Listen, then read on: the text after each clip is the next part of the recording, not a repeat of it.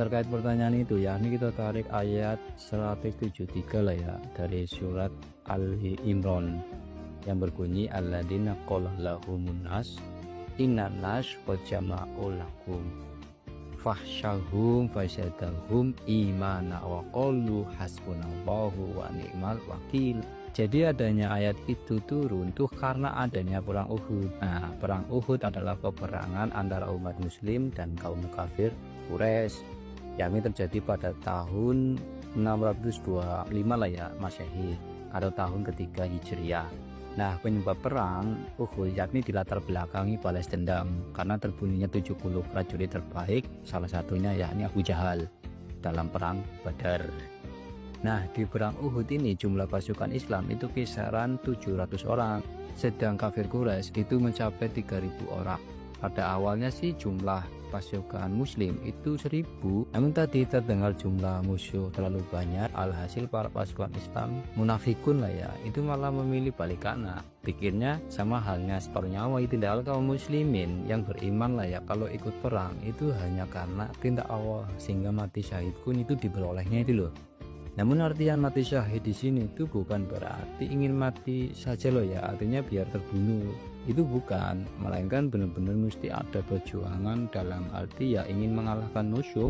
Nah ya enak banget ikut doang toh hanya karena ingin dibunuh. Ya bukan begitu konsepnya. Nah, lebih spesifiknya ayat itu turun itu di sini Kang, yakni ketika perang selesai lah ya, yakni pasukan Islam terbilang kalah disebabkan tidak mengindahkan apa yang diarahkan oleh baginda Nabi, yakni sebagai panglima perangnya itu loh. Tapi yaitu kafir Quraisy itu kan base campnya di Mekah, pasukan muslim itu base campnya di Madinah. Lah ini Abu Sufyan berasa kurang maram lah, baru setengah perjalanan menuju pulang yakni Mekah, itu berpikir buat kembali dan merangi kembali. Pasalnya si Abu Sufyan itu belum tercapai tujuannya lah ya, yakni buat membunuh baginda Nabi. Nah, kabar pun sampai pada Rasul, agak khawatir juga nih, pasukan muslim sudah kalah jumlah ditambah banyak pasukan yang terluka dan kelelahan ini. Nah, dari situlah Rasul memberi wejangan terhadap pasukannya terkait ayat tadi itu. Kita hadapi saja dengan pasukan seadanya dan yakinlah bahwa hanya Allah lah satu-satunya yang kita andalkan untuk kita, yakni sebagai penolong buat kita dalam keadaan genting seperti ini. Nah, di sini ketika Rasul berucap demikian, semua kaum muslimin pun terbakar kembali. Kita hadang atau jemput nih musuh di Hamra al-Asyad, kita bikin mental kawan kita down. Nanti di Hamra kita ciptakan api unggun dengan jumlah 500. Bingung dong pasukan, ini Nabi guyon.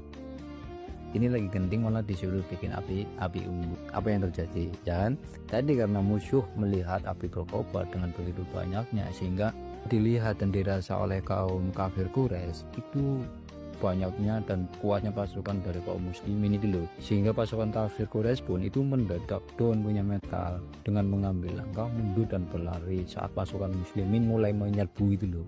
Dirasa pasukan kafir Quraisy lari terbirit-birit, pasukan pun disuruh kembali yakni ke Madinah.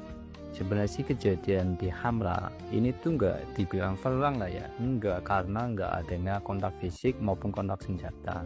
Tapi di situ tercatat yakni perang Hamra al-Asyad. Nah, dari kejadian itulah yakni Syekh Abu Hasan Asadili menulis dalam kitabnya itu loh. Tahu kan Abu Hasan Asadili? Ya, beliaulah pendiri Tarekat Asadiliyah, seorang wali yang agung yang namanya selalu dikaitkan dengan Syekh Abdul Qadir Al-Jailani. Hal ini dikarenakan keduanya yakni memiliki derajat kewalian yang sama guys.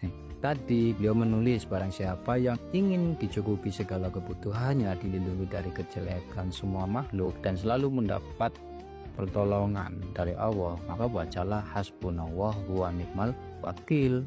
Tapi itu syaratnya istiqomah, setiap hari mestinya membacanya baik secara lisan maupun hati, yakni sebanyak 450 kali. Dan sekali lagi saya nggak lagi ngijazah lah ya atau memberi amalan, karena saya bukan mujis ya, tadi saya hanya memberi peta pengetahuan tentang awal mula kalimat yang dimaksud itu ada. Misal tuh mau amalkan ya monggo amalkan. Nah,